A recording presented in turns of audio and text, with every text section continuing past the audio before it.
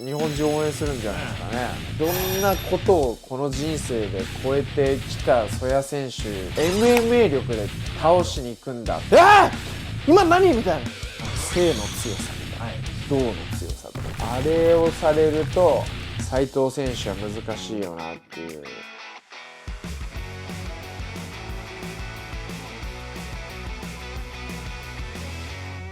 Welcome to リンヤチャンネル。今日はですね、結構遅くなっちゃったんですけど、先日行われたスーパーライジン3の振り返り動画になります。お願いします。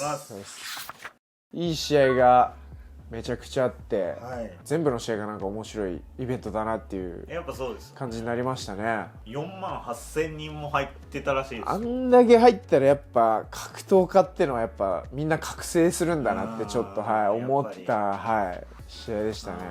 会場のその規模とか熱気とかによって選手たちっていうのは違うもんなんですね。ちょっとあそこまでは全然体験したことないから分かんないですけど、でも歓声が絶対中心にいたら遠くから波のように来るわけじゃないですか。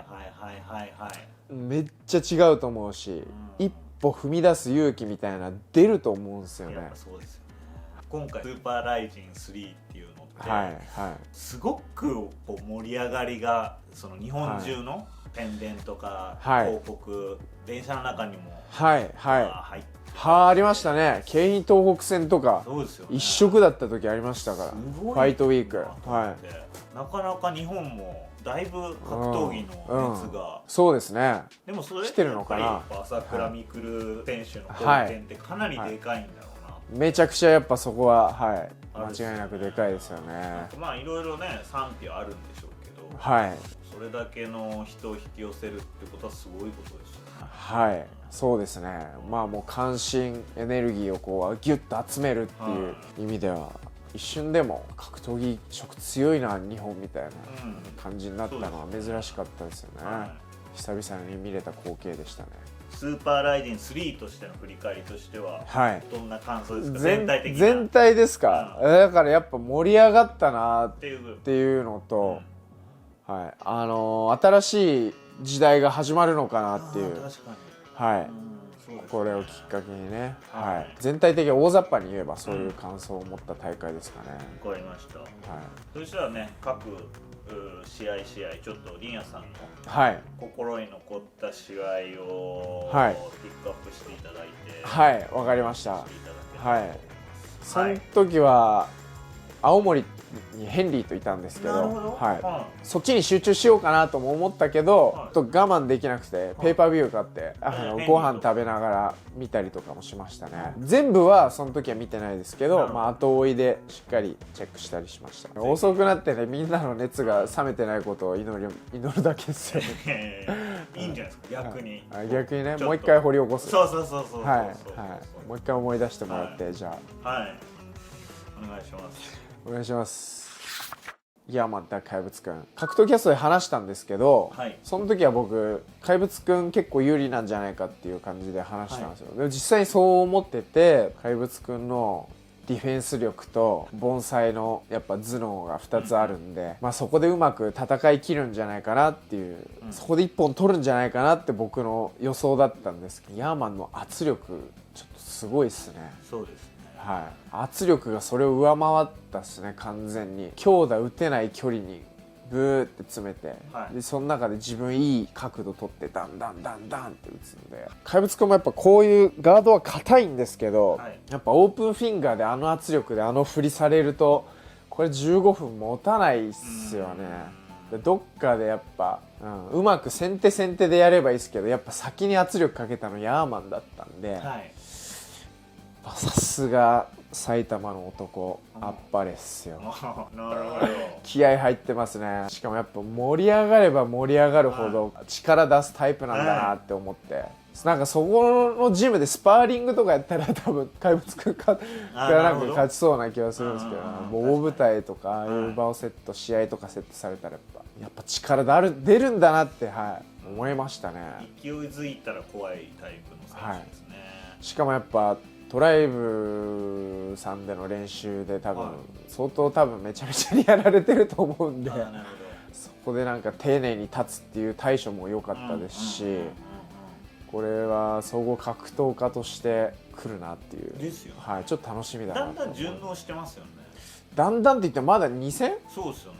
2ですか。はい、3？ 3？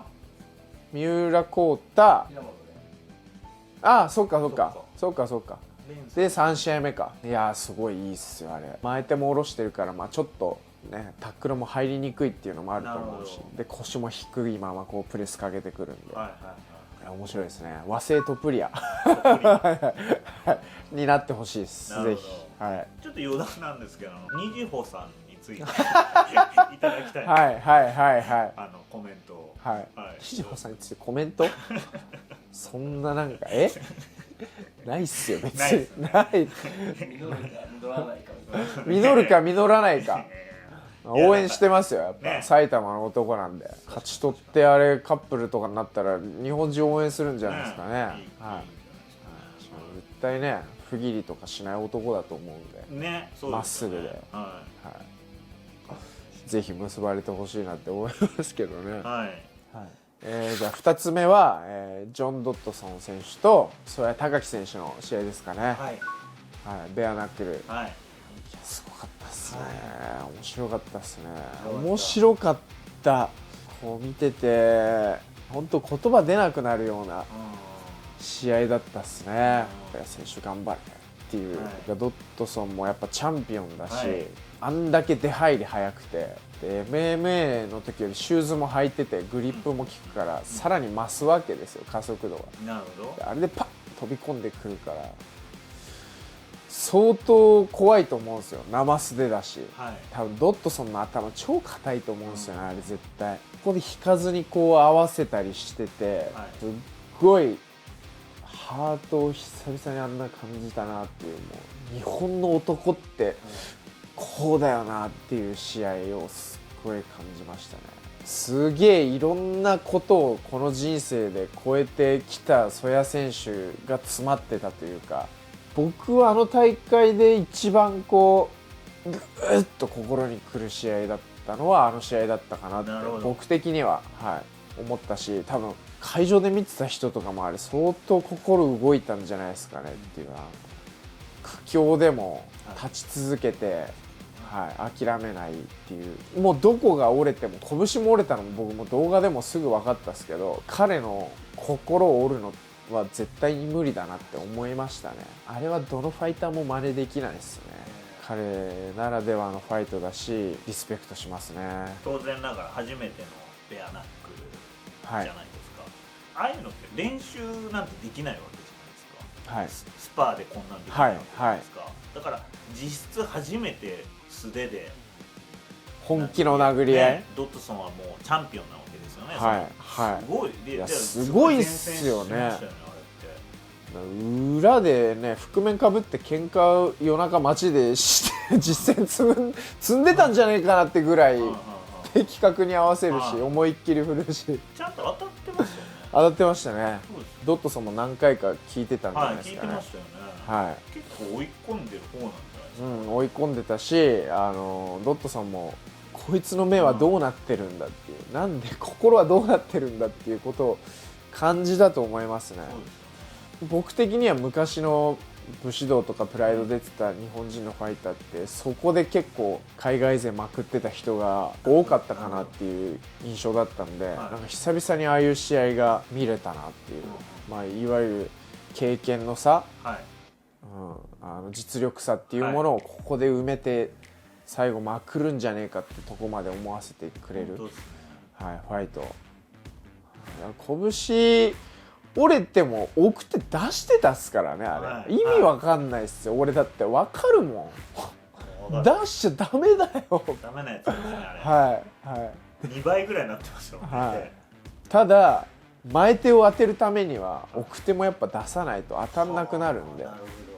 で最後まで本当に倒そうと思ってたってことっすよ。もし、ニーヤさんにベアナックのオファー来たらどうしますか。それもだから言ってるんですけど、やらないっすって。やっぱりやらない。はいはい。そうですね。拳折る前にも聞かれてやらないって言ってるのに、これ折った後、もう一回聞かれてもっとやりたくないって思います。やりたくないです。確かに。相当だから精度よくちっちゃい頃篠塚選手みたいな精度いいパンチがね点で打てるようなああいう合気械パンチみたいなのが打てるようになれたら戦える全然怖くなく戦えるのかなと思いますけど、ドットソン速いから点で当てようと思っても違う点で当たっちゃうことだってあるだろうし、いやすごいな、はい、ただ母ちゃんはもうやめてこんなの頭おかしいって言いながら見てましたけど、はい、次は、はい、芦澤龍成選手対浩二選手面白かったはいはい、人に見せるのがうまいなってやっぱ思いますね、特になんかもう K1 出身のファイター多いですね、そういうところで人を動かすファイトするのが、はい、できるのがすごいし、MMA だとちょっとぐだっちゃうんじゃねえかなって考えてた部分もあるんですけど、バチバチになりましたねはい、バチバチでしたね。浩二選手がタックルに意外といかないっていうのが僕的にはびっくりした。ガンガン打撃でいったじゃないですか、2ダウン取って3も取った。聞かして浩二選手が取ったってこと？はい。3ラウンド目あれか、聞いてフラフラしてこうもつれてドーンって上になったのか1回。じゃあ弟が浩二選手のレスリングコーチやってて、剛君はい前にもちらっと YouTube 出てるんですけど何回か浩二さんを教えることになったみたいになって、そっからまあレスリングも良くなってるし、タックルも綺麗に入れるし、やっぱあの人めちゃくちゃ努力家だわみたいなってこう言ってたんで、あ、じゃあ青木さんも後ろにいるし、今回 MMA 力で倒しに行くんだと思って、芦澤選手はまだそこまでのその仕上がりっていう完成度までは MMA としては持っていけてないのかなっていう考えがあったんで、そこでこう今回は行くのかなって思ってたんですけど、バチバチ殴ってましたね。タックル入ったかっつったら多分1回も入ってないんですよ同タックルで浴びせ倒しみたいなのはありましたけど、剛もあーっつってあーってなってました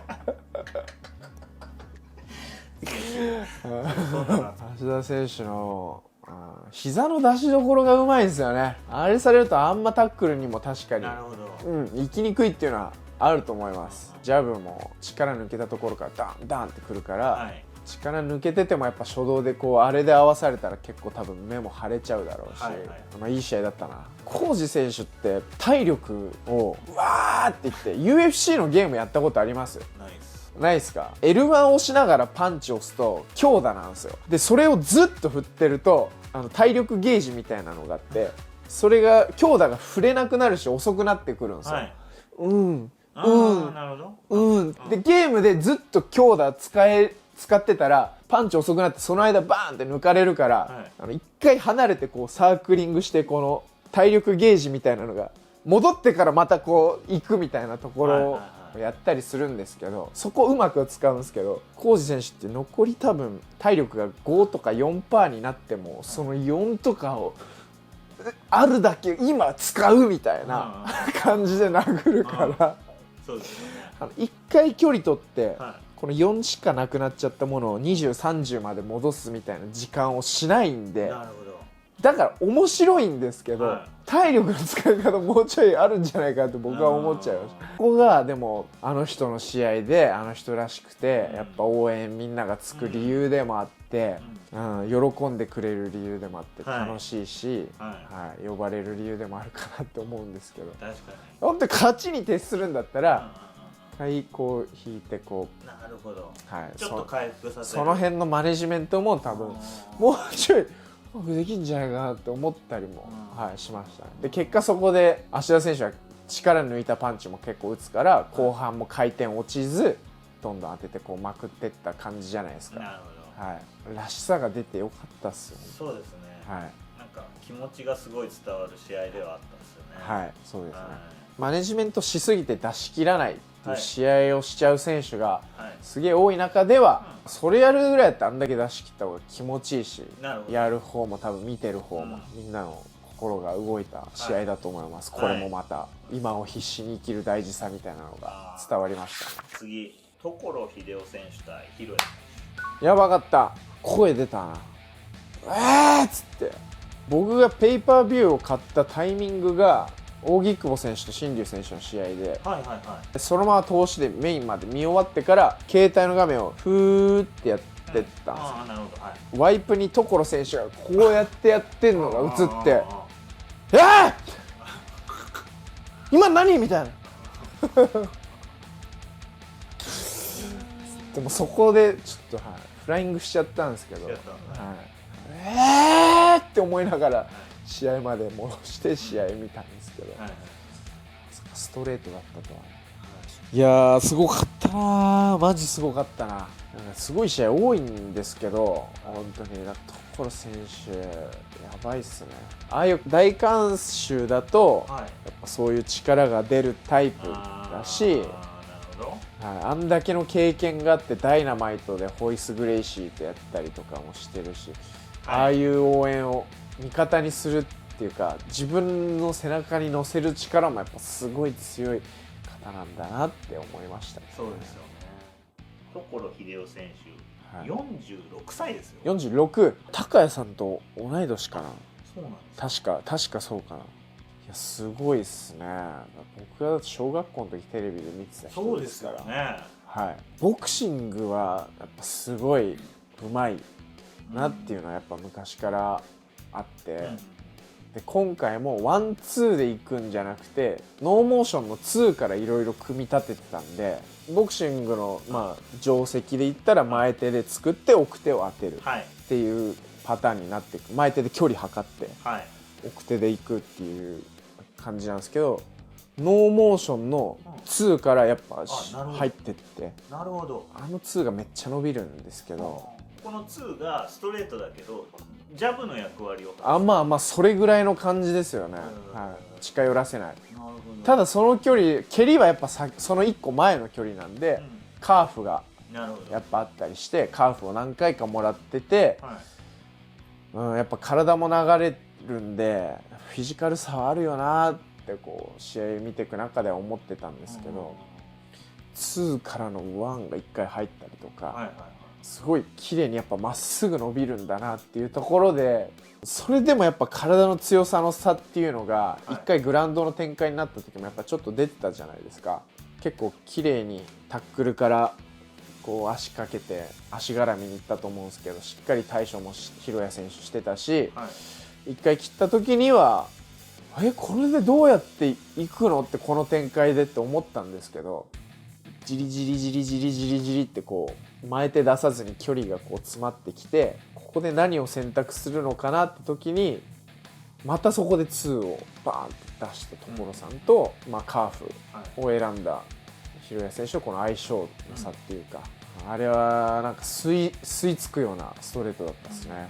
広谷選手のちょっと、カーフっていう広谷選手からすると選択ミスだったのかなって思ったりもするかもしれないですけど、持ってるな、何よりあの人持ってるなっていう感じですね。すっげえなんか勇気もらいましたね。コンフェッションでも奥さんのこととかもあったんで、すごい嬉しい気持ちになりました。あったかい気持ちになりますよ。心の綺麗な方。そうですね。扇久保選手対新竜選手、ガチのバチバチ、ガチバチです。ガチバチですね。ガチバチでしたね。判定もちょっとお互い煮え切らない感じで終わったから和解できなかった。そうできなかったですね。僕の勝手な見解だと荻久保さんは勝ったわけだし、内容はどうあれ戦って15分殴り合って勝ったわけだし、もともと先生と生徒っていう関係もあるし、新竜選手側から来てほしいっていう思いがあったんじゃないですかね。挨拶にじゃないかなって思いますね。で新竜選手は僕の勝手なあれですよ。だけど、っていう、これで負けなのっていう、いやいやいやっていうその動揺みたいなものがあって、ちょっとそっち処理してから挨拶っていう感じだったのかな。新竜選手は最後の終了のゴングが鳴った瞬間に扇久保選手に歩み寄ろうとマジっすかしてるシーンを私はこうマジっすか見たんですよ。ただ扇久保選手がそこをシャットダウンしてる感じあっありましたよね。新竜選手はなんかもう終わった瞬間に行こうと一瞬見せたんですか。はい。ただ荻久保選手がなるほどね。私の見方なんで全然わかんない。終わった瞬間はどうなんですかね。新竜選手は多分勝ったと思ったわけじゃないですか。荻久保さんはどう思ってたんですかね。勝ったと思ってたのか。いやでも判定は確かに全部荻久保さんに上がりました。そうですね。3-0ですね。そうですよね。はい。そこはどうなのかな。割れるかってそれもそれでね10対 9.999 がたまたま3人いたっていうのもあるんですけど、いやこれコメントしにくいなこれ。でもあれかな、裏であったんですかね、挨拶とか。もしかしたらその辺はこの後コンフェッションで出たりするんですかね。あるといいですけどね。そうですね。もう一回ぐらいやったらいいんですか。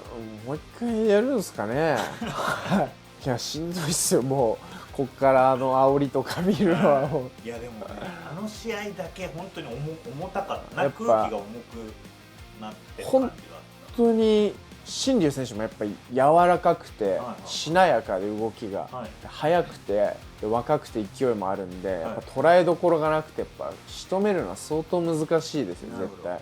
で荻久保さんも荻久保さんでやっぱ不動のなんか崩せない逆のなんかこう強さ、正の強さみたいな、動の強さとみたいなところがあるんで、次やっても結構似たような展開になるんじゃねえかなって僕は思っちゃうんですよね。どっちかがよっぽどいいのを当てるのかとか起こらない限り、ね、どっちも寝技のディフェンスも超うまいしオフェンスも超うまいですけど、なんかそんな中で振りの思い切りの良さとか、倒そうとしてるなって打撃を出してるように見えたのは、僕は若干荻久保さんだったんで、そこかなっていう。なるほど。はい。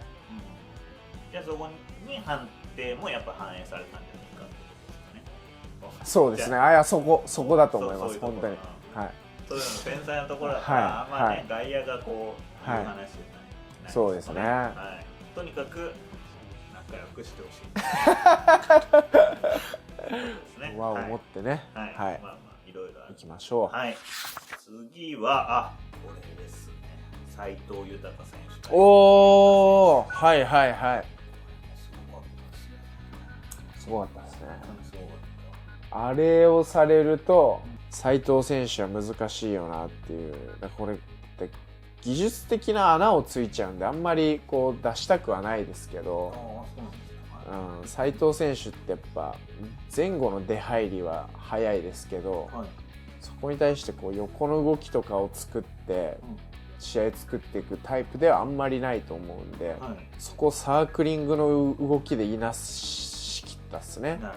なんか内側を積極的に取っていって、MMA の定石とは違う動きになりますけど、そこで蹴りをだんだんって当てたりで、あとは構えがちょっと良かったなっていう、久保選手の構えですね。ガード結構低く下ろしてたんですよ、タックル対策で。手首をクッて返してて、ここが結構僕はポイントだったなって思うんですね。ガードを下ろすって言っても、こう手首が死んでるっていうか、このふわってさせたままガードを下ろすノーガードなのか、久保選手みたいにこうカッてちょっと返して手のひらを見せるような感じでガードを下ろしてる。これをすることによって先端と中心がコネクトされるんで、この辺は柔らかいけどどっか怖さは残るんですよ。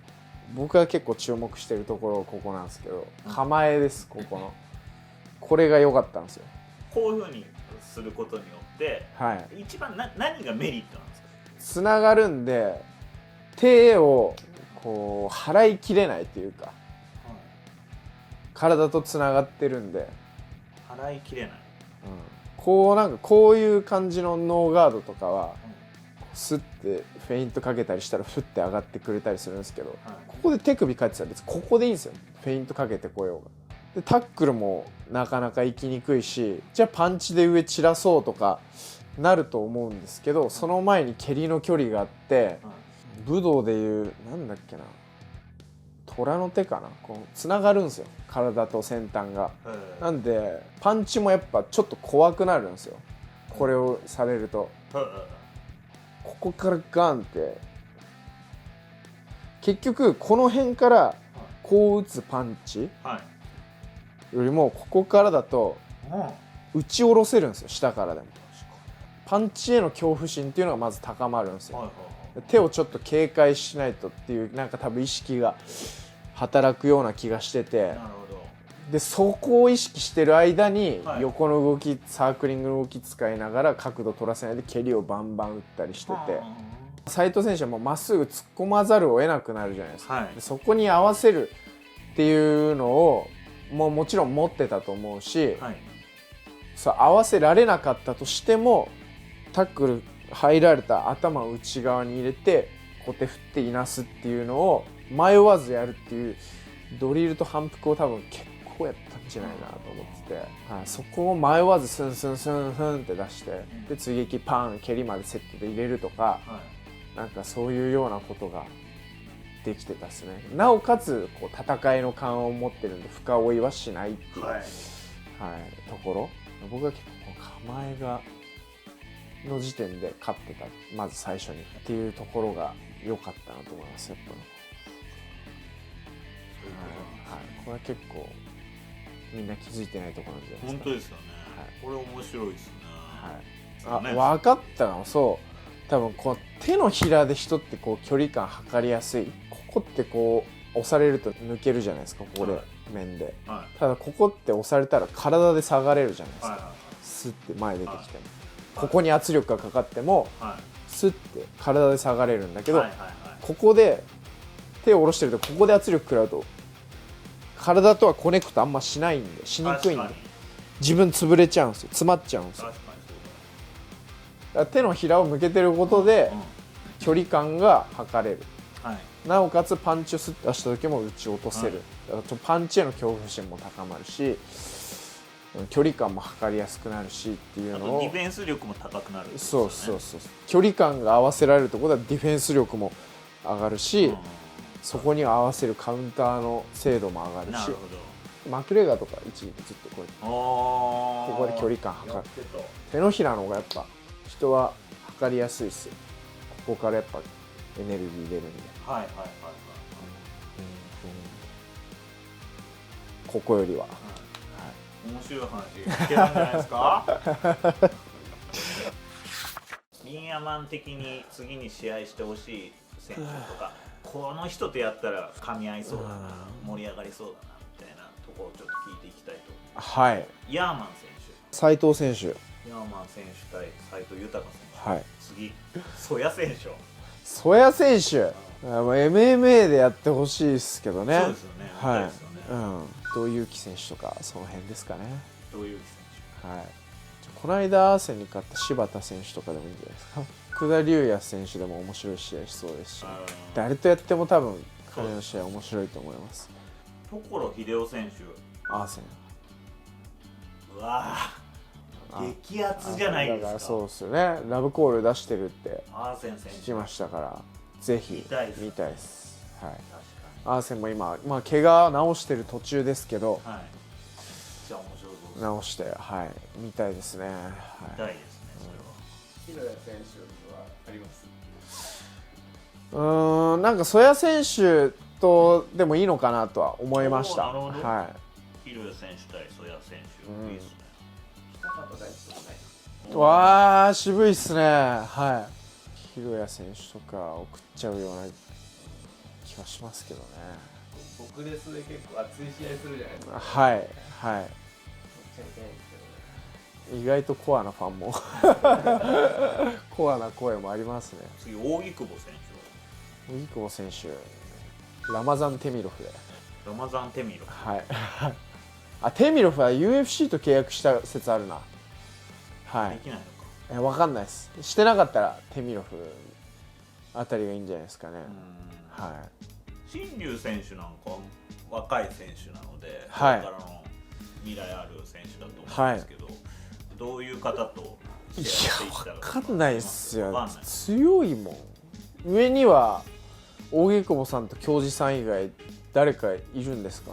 ライジンでいないっすよね。いない気がしますね。だからもうそこ倒すしかないっすよね。かベラトール勢と絡んでいくのか。ベラトールがフライがなくなったのか PFL だって。だから結構難しいとこにいますよね。なるほど。はい。ワンチャンモカエフがライジン。でもそれは新しい風でいいかもしれないですけどね。コントロールできるなら。はい。僕聞きたいの久保優太選手。次もうどうすか？海外勢でいいんじゃないかなと思いますけどね。ガッチガチのテスト行くならシェイドゥライフですよ。バックボーンは何の選手ですか？レスリングなのかな。はい。武田浩二に勝ったやつですよ。あの人？はい。めっちゃ強かったじゃないですか。はい。かダウトベック。かノジモフかコレスニック。ケラモフでもいいし。次期挑戦者っていうんであれば。ただクレベル本当にやらせてあげてほしいですけどね。クレベルとタイトルマッチです。次ピットブルでまた待たされてるんで、彼はもう全然男じゃないな。私はもう興味ない。あ、ちょっとサトシ入っちゃったちょっと語りすぎて長くなっちゃうので、続きは後編の動画に回します。最後まで見てくださってありがとうございました。チャンネル登録といいねボタンよろしくお願いします。これどう喋ったらいいんすかね。これ切ります。これですかね。これにします。いやーでもどうなんですかね。